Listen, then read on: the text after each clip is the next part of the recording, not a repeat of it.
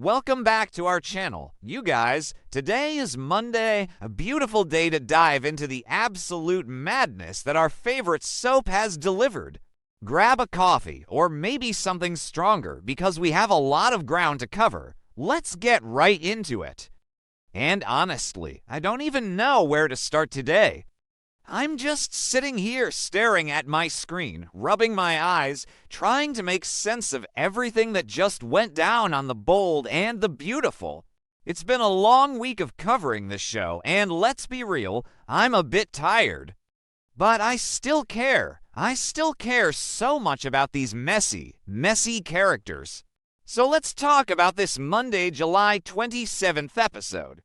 Because wow, just wow, the writers are really not holding back right now. They are throwing everything at the wall, and it is sticking in the most chaotic way possible. Let's start with Will Spencer. Oh, Will, what are you doing? Seriously, what were they thinking when they wrote this downward spiral? A few episodes ago, Will was just trying to balance his family loyalty with his love for Elektra Forrester. He was trying to be the good guy, and now he is waking up in a bed of regret. Literally. So he wakes up, hungover, head pounding, and who is next to him? Melissa Dillon. Yeah, Melissa Dillon, and she is just beaming. She is smiling like she just won the lottery. But Will looks like he wants the floor to swallow him whole. You can see the instant regret washing over his face. I mean, we all saw this coming, right? We watched him spiral. We watched him get absolutely trashed after Elektra dumped him. And let's not forget why she dumped him. It wasn't just the corporate secrets. It was the physical violence. It was the fact that he punched R.J. Forrester at the bikini bar and in the chaos accidentally punched his own grandfather figure, Eric Forrester, right in the face. And I get it. I really do. RJ is a smug, manipulative little jerk who totally ducked that punch on purpose so Eric would take the hit. RJ knew exactly what he was doing, but Will still threw the punch and Elektra saw it. She saw her grandfather bleeding and she just completely turned her back on Will. She moved out of the beach house. She threw her necklace at him.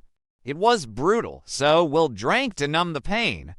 And Dillon, who has been lurking in the shadows waiting for her moment, totally took advantage of his vulnerable state. Is it just me? Or is Dillon being incredibly creepy here? Like, she knew he was heartbroken. She knew he was out of his mind with grief and alcohol, and she just swooped in. Now she's acting like they are some epic love story. But Will is just sick to his stomach. He knows he made a massive, impulsive mistake.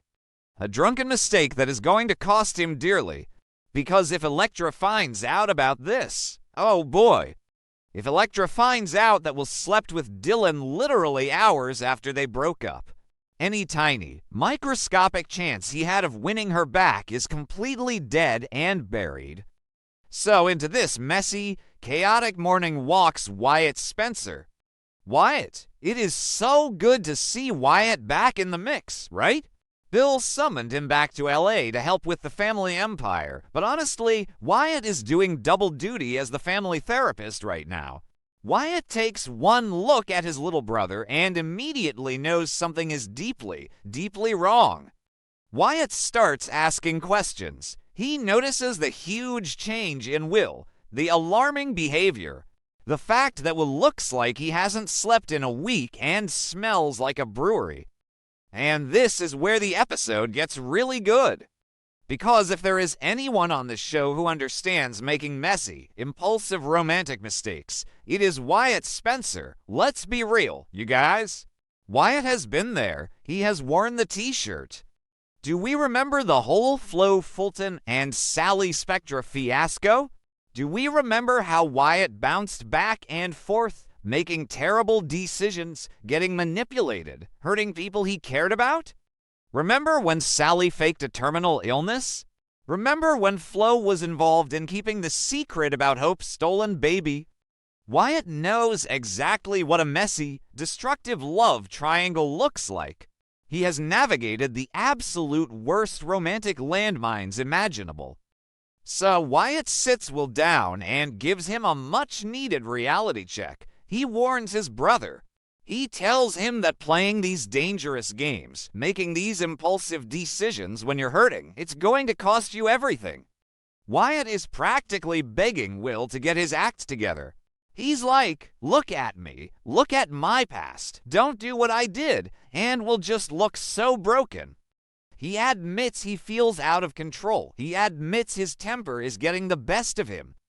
Maybe I'm being too harsh on Will. Okay, that sounded dramatic, but you get what I mean. The kid has been under an immense amount of pressure. Katie swore him to secrecy about Hope defecting to Logan. Bill told him it was just business and to suck it up. Will was forced to lie to the woman he loves. He was forced to hide the fact that Wyatt and Shauna were starting a rival jewelry line that would directly compete with Elektra. He was carrying all these massive corporate secrets, and it just broke him. The psychological weight of trying to be a loyal Spencer while loving a Forrester was too much. But sleeping with Dylan, that's a whole different level of self-sabotage. Wyatt warns him that the truth always comes out. In Los Angeles, in this fictional universe, secrets have a shelf life of about 5 minutes. Someone is going to find out, probably RJ. Can you imagine how smug RJ is going to be when he finds out Will slept with Dylan? RJ is already playing the dutiful, innocent grandson, helping Eric recover at the Forrester mansion while painting Will as an unhinged monster. RJ is going to use this one-night stand to permanently nail Will's coffin shut with Elektra. And speaking of the Forrester mansion, can we just zoom out for a second and look at the bigger pattern here? The Forrester family is in absolute shambles right now. Eric is nursing a black eye and refusing to forgive Katie. Ridge is on the warpath, declaring an all-out blood feud against the Spencers. Brooke has completely lost her mind and disowned her own sister, Katie. The Logan sisterhood is shattered. And why? Because of Hope Logan Spencer. Which brings us to the other massive, explosive storyline in this episode. Steffy Forrester Finnegan confronting Hope Logan Spencer. You guys, I have been waiting for this confrontation for weeks. Ever since Hope officially defected to Logan and launched Hope by Logan in that surprise fashion show, we knew Steffy was going to explode. Hope completely blindsided Forrester Creations. She eclipsed Eric's highly anticipated haute couture event. She stole the media spotlight. Forrester Creations is in a PR nightmare right now. So Steffy marches in to confront Hope, and Steffy is furious. She is vibrating with rage. She expects to walk in there and intimidate Hope. She expects Hope to cower, to apologize, to look guilty. Because that's what Hope usually does, right? Historically, Hope is the one who cries, who apologizes, who tries to keep the peace. She is usually the one who folds under Steffy's relentless pressure. Steffy is so used to dominating every single interaction they have. But not today, not this Hope. Hope is riding high. She just had a massively successful launch. Deke Sharp's designs were a hit on the catwalk. Katie is praising her as a strategic genius. The media is eating it up and placing her on a pedestal. Hope finally has creative control. She is out from under Steffy's thumb. Out from under the constant threat of having her line paused or canceled because her numbers dropped or because Steffy was in a bad mood. So when Steffy starts yelling and barking orders, Hope just stands there. She is calm. She is confident. She refuses to back down. And honestly, it is so refreshing to see. I love this new Hope. She is finally acting like a true Logan. She looks Steffy right in the eye and basically says, I don't work for you anymore. You can't talk to me like this. Steffy is completely thrown off balance. Steffy's usual intimidation tactics are just bouncing right off of Hope. Steffy is so used to dominating every room she walks into, especially when it comes to the Logans. But Hope is holding her ground, and it is glorious television. You can see the frustration building in Steffy's eyes. The conflict between these two women is escalating to dangerous new heights, and there is absolutely no sign of it slowing down. Steffy views Hope's defection as a calculated, malicious attack on her family and on Eric's legacy. Steffy is already dealing with so much trauma and stress on the home front. Her PTSD is flaring up because Finn is making the catastrophic mistake of entertaining Sheila Carter's demands for visitation. Sheila signed those divorce papers with Deacon, ambushed Finn at the hospital, and now Finn wants to ask Steffy to let Sheila see Hayes. Steffy is a pressure cooker right now, and Hope just turned up the heat to a boiling point. But let's go back to Hope for a second. Is she really as confident as she is pretending to be? Because we know she has been suffering from severe panic attacks behind closed doors. We know she collapsed unconscious on the floor of the Logan Gallery because Brooke completely disowned her and evicted her from the cabin. Brooke literally marched into Logan Creations and violently smashed a monitor playing Hope's promo song. Hope is putting on a brave, unbothered face for Steffy, but inside, she has to be crumbling under the weight of her mother's rejection. Liam is desperately trying to hold her together, offering the Spencer mansion as a refuge and acting as her bodyguard. But Hope is paying a massive, devastating personal price for this professional success. And that's what makes this show so compelling right now. Nobody is winning without losing something else. It's the ultimate soap opera tragedy.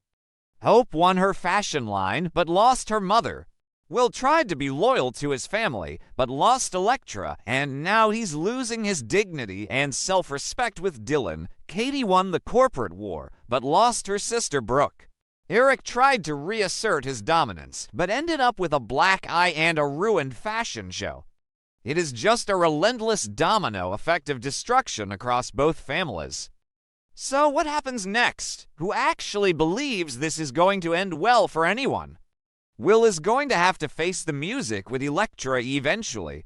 Wyatt can give him all the advice in the world. He can warn him about the dangers of impulsive, drunken choices, but Will is the one who has to clean up his own mess. And as for Steffy and Hope, this is just the opening battle in a very long, very bitter war. Steffy is not going to take this humiliation lying down. If her intimidation tactics aren't working, she is going to pivot. She is going to plot some ruthless, calculated retaliation against Hope by Logan to protect Forrester Creations. I can't even predict what they are going to do tomorrow. I'm exhausted just thinking about it. Will RJ find out about Dylan and use it to destroy Will forever? Will Brooke ever forgive Hope, or is the Logan family permanently broken? Will Steffy's marriage survive Finn's foolishness with Sheila? I'll be right here, staring at my screen, watching every chaotic minute of it. Because as much as I complain, as much as I rant about these characters making the dumbest decisions possible, I am completely hooked. Anyway, I'm rambling now. I need to wrap this up before my editor yells at me for missing my deadline. But seriously, you guys, let me know what you think in the comments. Are you Team Will or Team Elektra? Do you think Wyatt's advice will actually get through to his brother? Are you loving this new, confident Hope, or do you think Steffy is right to be furious about the betrayal? Drop your thoughts, and I'll see you guys in the next recap.